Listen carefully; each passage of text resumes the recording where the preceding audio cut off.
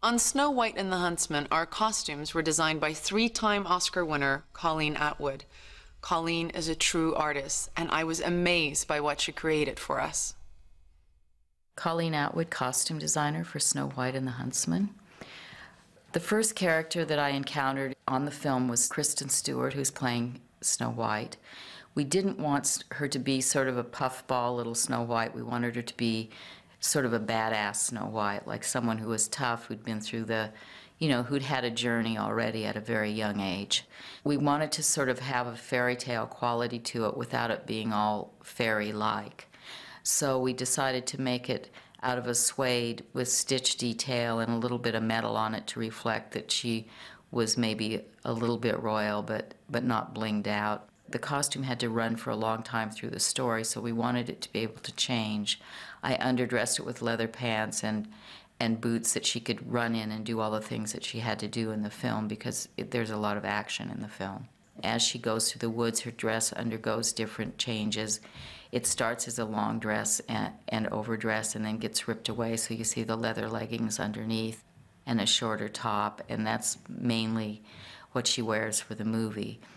At the end of the movie, she becomes sort of a heroine to the People's Army, and at that point, to prepare for a battle, we made her a hand-sculpted custom suit of armor that she wears for this sequence of the film. The next character that I encountered was Ravenna, the evil queen. Her crown was an important part of her character. It's iconic, but also it's totally a Romanesque kind of design. A lot of her costume elements were reflecting death. There's a collar made of stag beetle horns. There's actually a dress made of beetle wings in her wardrobe. There is a wedding dress for her, which is at the beginning of the movie, that has a huge collar made out of really fine, almost skeletal type bones. She also has a cape made of cock feather that have been carved and sculpted into a shape on a cape. I call it her transforming cape because she becomes birds when she wears it. So all in all, she's quite the haute couture sort of queen, but with a sort of aged, kind of rotting edge to her.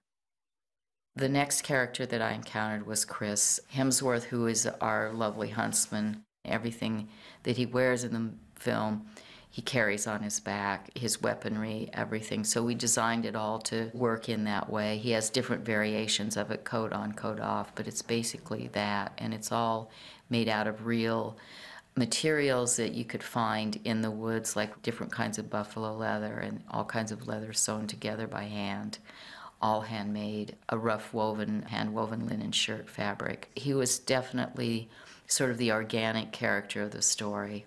With the design of this film, I had two armies. I had a shadow army, and they were a very high concept, sort of off the beaten path sort of army, non-classic.